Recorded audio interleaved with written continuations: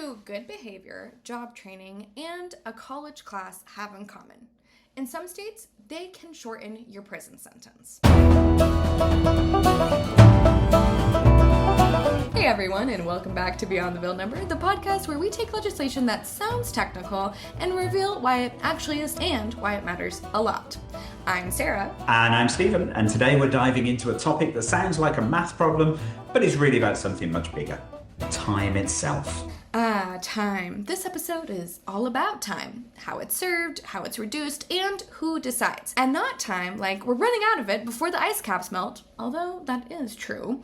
Time like the criminal justice system. And can any of it be earned back? Exactly. Because across the United States, state legislatures are quietly revisiting one of the most fundamental questions in criminal law. Is a sentence really fixed? Or can it change over time? Okay, so today we're going to be diving into prison sentences, time, some statistics there. Obviously, it's pretty crazy here in the US. We send a lot of people to jail for a lot of time.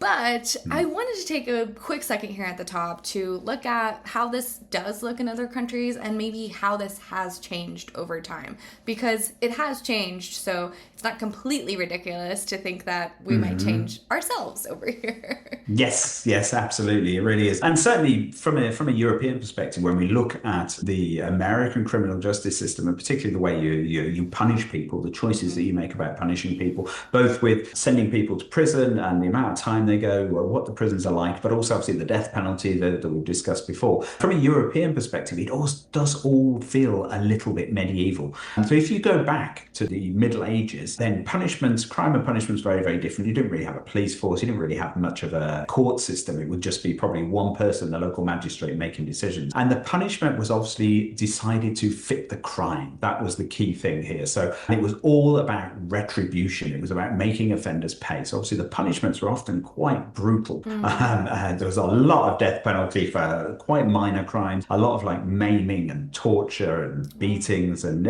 just really nasty stuff. Because it was about saying, okay, you've caused harm here, so therefore you should suffer harm yourself. And that was really what it's about. They used to punish animals for committing crimes as well. It didn't even matter whether you were actually had enough of a sort of sentient being to actually make those choices. So they would literally put horses in trial and things for kicking somebody. And then punish them. And it was crazy. And often God was involved as well. So a lot of the punishment was basically to decide whether someone was guilty, and punish them would be to say like, make them carry hot iron so that they were burned. And then if that healed, then that meant God was on your side, so you're okay. If it didn't heal, which obviously it wouldn't, it's the Middle Ages, if you get infected, then clearly God wasn't on your side, so then you'd be executed. So it was all terrible, basically. Over the years then, particularly through the Enlightenment, the nature of crime and punishment changed. So it became about other things as well. So it is still about that retribution. It is still about making offenders pay. But then a key thing is also deterrence. Obviously, you want to prevent future crime. But the really big change that happened is, of course, about rehabilitation, which they weren't thinking about back then. So this is about reforming offenders. And then, of course, it's about protecting the public. So we lock people up, because then you can't be murdering and raping if you're locked up in prison. And a newer one, it's a bit more modern, is of course about reparations. So it's about compensating victims in some way. So you may have to sort of pay some sort of penalty. And the changes vary wildly in most countries, but certainly in Europe, the general principle is that it's all about rehabilitation. And so prison is a terrible place to try and rehabilitate someone. So you should try and keep people out of prison, if at all. You really, really only send the hardest of hardened criminals and recidivists actually to prison, or for the very most serious crimes. For everybody else, find something else. And it does come down to this idea that once you send someone to prison, it's a school for crime. You learn to be a better criminal. When you get out, you're institutionalized. You can't survive properly in society, and no one's going to give you a job. So what options have you got but to go back to crime? So it's to avoid that kind of trap that people find themselves in. Right. And it's also a reason that a lot of people commit crimes is because they're in a bad place, and it's not because they're bad people. Yes. Especially here in the States. We have affordability crises here. It's really hard to make things work in the right way. And I mean, you can. Yeah. People do every day. But more crime happens when people are struggling more. And it's not that we just have all of these terrible people. And so then when you put people in prison and put them at that disadvantage of being taken out of their life, maybe away from their families, their kids, and then having these things on their records and having issues getting jobs that could help them, it is kind of this self-fulfilling prophecy that we just can't get ourselves out of here. It's quite an interesting dynamic that we're just got our teeth sunk into and we're not letting go. Absolutely. And there's a very left-right split here, as with so many things. So if you look at a criminal, a right-wing person will tend to say that's their fault. They had a choice, they've made the wrong choice, therefore they should pay for it. A left-wing person is much more likely to say it's not really their fault, they're a victim of their society, they're a victim of their circumstances. It's our fault as a society. We failed them, and that's why they've become that criminal. So therefore we should help them rather than punish them. And that's certainly the Scandinavian view. So if you go to Copenhagen, I've been to Copenhagen a couple of times. It's a lovely city, absolutely lovely city, and virtually no crime. It's virtually a zero crime rate in Copenhagen. The police have virtually nothing to do. They just wander around to talk to people. No, there's no crime. And they have, obviously, it's a very strong welfare state, very high taxes that pay for a comprehensive system of support, starting from a very early age. So you eliminate a lot of those social ills that then cause people to become criminals. So if you look at who's a criminal, it tends to obviously be people from lower income groups. It also tends to be people who have learning difficulties. A vast percentage of people who are in prison can't read and write properly. And people from really difficult home backgrounds, people who've been abused, all of that, people with mental health issues, massively disproportionately represented. So if you tackle all of those things early on, you can actually prevent people from becoming criminals, keep them out of prison. It saves society an enormous amount of money because sending people to prison is hugely expensive. And then you also prevent all of those ills because if you're car stolen or you get mugged or something, okay, if the person goes to prison, that doesn't really undo that harm you've been done. So it's much better if you can avoid the harm in the first place and not have the car stolen and not get mugged. And so that's the approach, and much more of a European approach. And that's an approach that just doesn't seem to be replicated in a lot of places in the United States. Yeah, and I think a lot of it does have to do with recognizing that people are struggling and then trying to invest in those resources. And I think, one of the biggest problems here is a lot of crime here is committed by people that do have mental health problems. And it is so hard to get the right programs in place that can help support people in those kind of crises and those situations. And there's things that are really immediate needs if someone is actively in crisis, but then there's a lot of things where people need prolonged help, prolonged support. They have to have it be easy enough that it's easy to opt into. It's not super challenging. And so those are really hard and really expensive. And that's just one little piece of the pie. So it's quite the mess here, and let's get into the podcast today because I feel like if we kind of start at the foundation here, we can kind of build on what this approach is and maybe some changes that we are looking to do here in the States. So when we say sentence credits, what are we actually talking about when it relates to people who found themselves in a position where they are in prison? Absolutely. So that's a great place to start because it is one of those areas where the terminology does a lot of work and it's important to understand what the different things mean. So there are a few main types here. So there's good time credits. So these are earned for following rules while incarcerated. And you can obviously see, well, that's a good thing. You want to keep prisons orderly. So you incentivize people to behave well. They're much more likely to come out in a positive state and actually be rehabilitated in some way if that's the case. Then you've got earned or merit time. They're attempting to achieve the same thing really, and that tends to be tied to education, job training, treatment programs or work. So again, great stuff because then when the people comes out at the end, maybe they've got better choices. And then there's jail credit. So this is time already served before sentencing. Again, seems perfectly reasonable, doesn't it? And then compliance credits, that's reduction for successfully completing probation or parole requirements. And the key idea is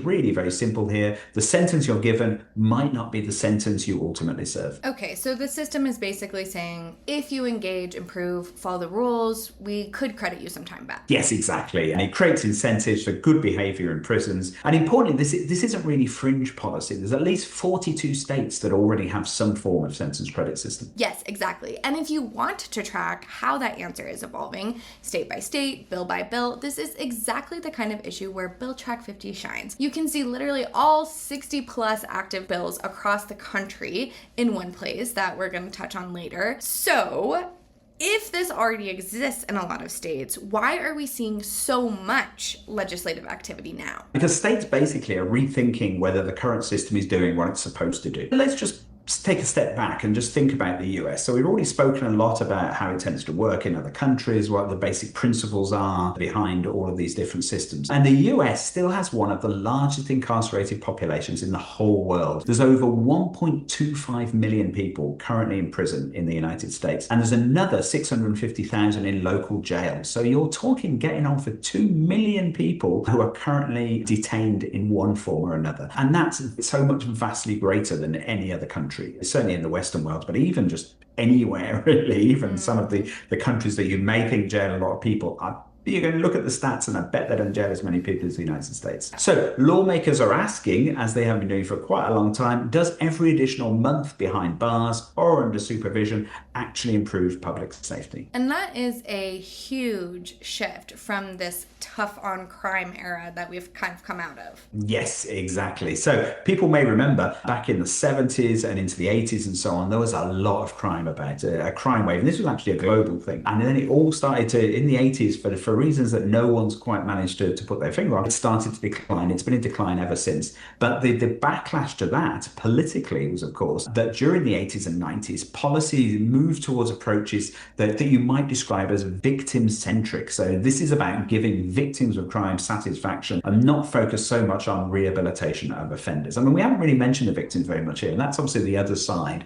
to a lot of the things we've been saying. Great to rehabilitate people, but if you're a victim of crime, you don't want that. You want that person to be punished, and it's completely understandable, completely believable. I mean, I've been the victim of crime, and I'm imagining all sorts of terrible fates to befall the people who did it, because that's the natural response. Anger, the anger and fury that this person's done it to you. So in the 80s and 90s, the politicians, of course, were reacting to that and created these really, really draconian laws. So you had a lot of mandatory minimums, which are very, very controversial policy here, not given any kind of leeway in terms of what sentencing. So you don't take the context into account. It's like, if you've done this thing, you're going to get at least this amount of time in prison. Then you have this truth in sentencing laws. So truth in sentencing is basically saying it's, if someone's sent to prison for 10 years, why are they out in 6 months? That's terrible. So it aims to curb or eliminate parole and early release, and then just reducing the amount of parole as well. So this is all about keeping people in prison for longer to actually serve the time that they've been given by the judge. Now, what we're seeing then is a partial reconsideration of this. It's not completely undoing that era. It is still the United States, but it is questioning the assumptions. Yeah, and I do remember correctly from our podcast on fuel efficiency with cars,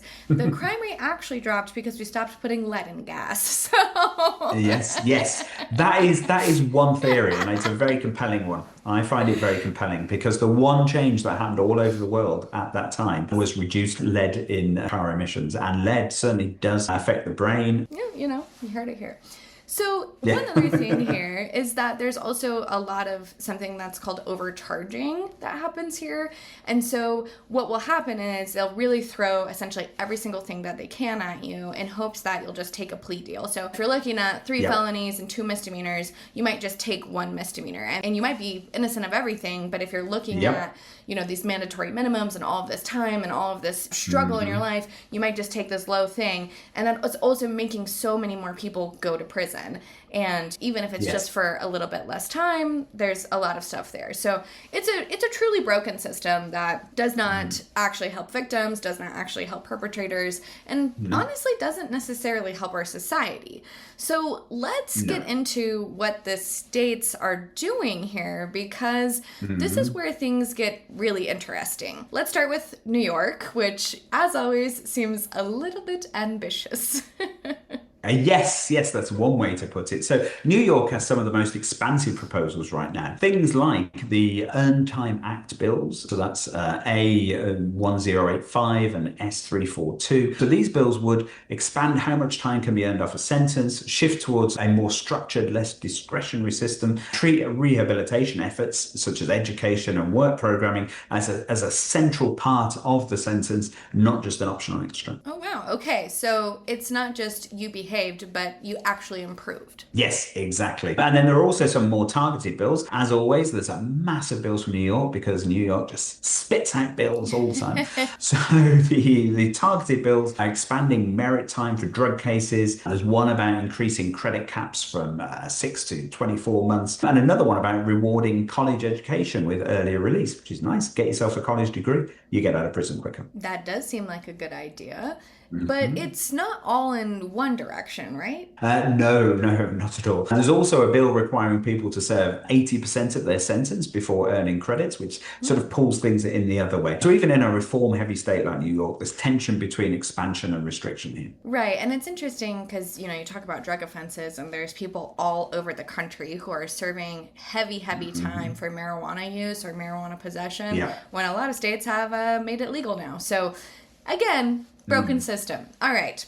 On to the next state, Illinois. They feel a little bit like a philosophical battleground. Yes, that's exactly right. So Illinois isn't just debating policy, it's debating the purpose of punishment itself. So on one side, you have bills expanding eligibility, you have increasing earning rates, even more moving towards day-for-day credits. And on the other side, of course, you've got bills restricting credits, and you've got removing credits for home confinement, and you've got narrowing eligibility. Okay, so the core question here becomes, does time outside of prison count the same as time inside? Yes. So this is about saying there are alternatives to prison, particularly these days with electronic tagging. I mean, that's a huge way of sort of expanding the nature of punishment and avoiding a lot of the ill effects of actually sending people to prison. So is it about maximizing confinement, or is it about incentivizing progress towards becoming a sort of productive, good, honest member of society? Because as we know, prison is generally the worst possible place for someone to go if you want them to be rehabilitated. And once you've done your time, of course, and you get out, your chances of getting a regular job are very, very low. Right, and it's also interesting because there are programs where they have prisoners working for the states. We talked earlier this year about California's firefighter program, where they are having inmates leave prisons and fight fires, and there's a huge issue there with pay, danger, things like that.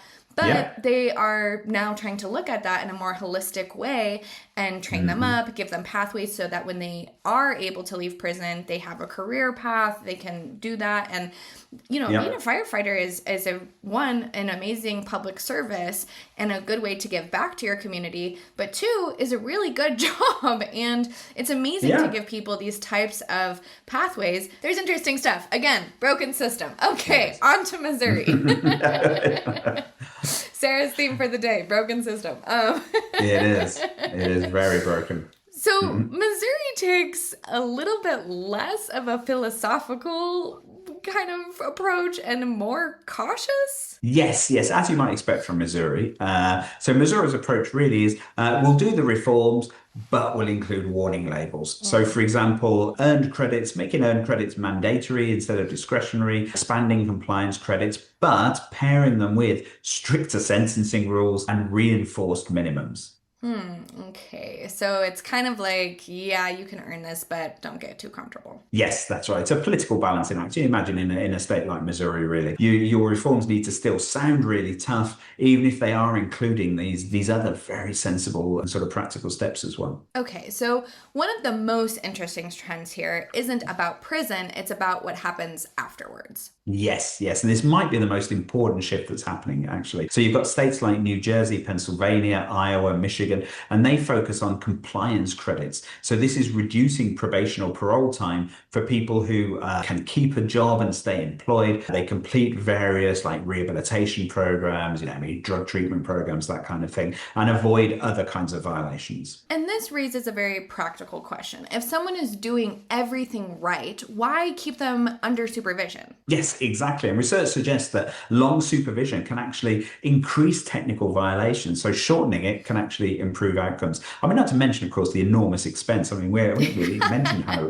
expensive prison is, but the vast amount of money that the United States spends on keeping people locked up. And then all of this sort of post-release monitoring as well, all very, very expensive. So if you can reduce that, you're saving the taxpayer as well. Yes, I think if most people understood how much of our taxes go to keeping people in prison, they would have a little bit of a different tone, especially with the tones that have been toning this year with how our tax money is getting spent over here. So Politically, this is kind of an easier sell than early prison release, but let's bust a myth here. This isn't just happening in blue states. No, it's not. And that's probably one of the most interesting things about this. You've got states like Oklahoma, Louisiana, Arizona, Nebraska. They're all advancing these sentence credit policies, often tied to things like education, literacy, work programs. Okay, so the difference here isn't whether to use credits, but it's how.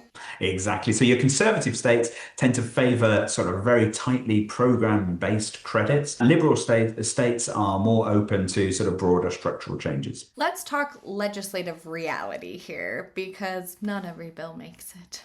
No, it doesn't. And this is where Bill Track 50, of course, is incredibly useful because you can use our wonderful little chevrons to see exactly how bills are advancing or stalling, whether they're already dead. But the pattern is clear here. As with so many other topics, targeted, practical bills are much more likely to pass. Sweeping reforms, much harder to get through. So here are some examples that seem to have some quite strong momentum. You've got Iowa's HF 570, Pennsylvania's HB 1042, Louisiana's HB 111. And meanwhile, the broader overhaul bills are often failing at the first hurdle.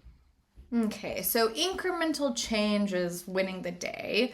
Let's zoom out. What does all of this mean? Well, it means that states are quietly recalibrating punishment. So it's not by announcing massive reforms, but just bit by bit expanding incentives, rewarding this progress, shortening supervision times, and restoring sort of credit programs. So instead of saying, we overdid punishment, maybe we shouldn't be doing it this way, let's take a new step, they're saying, maybe we can fine-tune it in tiny little ways, and over time it'll maybe get a little bit better. Exactly. So reform through adjustment, not revolution. And it's politically speaking, it's a very good approach to take. So over here, for example, recently our prisons were all full. Literally, we had not one single prison space in the country. And so the government, in a massive crisis, had to release a load of prisoners early. And so they took people and they tried to choose people, obviously, who were not a threat to society and release them. So they had to release all of these people. What happened, of course, is then that the press in particular was focused on these people. And as soon as one of them committed a crime, it was like, aha, look, the government's letting all these criminals out to murder and rape and so on. And that's going to happen because that's what happens. We know that the reoffending rates are very high. So people you let out, even if they look safe, they are going to reoffend. And politically, that's very difficult to handle. So these smaller reforms, they're much, much safer from that political point of view. Yeah, and hopefully they also actually are able to make a change. So what should listeners take away from this today? Well, sentence credits are becoming one of the main tools that states are using to reshape criminal justice because they affect how long people stay incarcerated, how long they remain under supervision, and whether effort and rehabilitation actually counts. And the big question underlying all of this is simple but powerful. If someone is doing everything right, how much extra punishment is the system really getting from keeping them locked up longer? And this is not just a policy question, it's a values question, and it's who we are as a nation and how we support our people. Exactly. Yes. Who do you want to be as a country? And you probably want to be a country that's tough on crime. At the same point, whenever you look at the way people are suffering in prison, the kind of people who go to prison, the massive injustices in the justice system, then yeah, you really do need to take a second look at them. I do think this is a question that is on everybody's minds these days is what kind of nation do we want to be out here? All right, so that is all for today's episode of Beyond the Bill Number. If you want to explore these bills yourself, and trust us, there are a lot of them, head over to Bill Track 50 where you can track legislation across all 50 states and Congress in real time. And we'll be back next time with another deep dive into the legislation shaping the country, one bill at a time.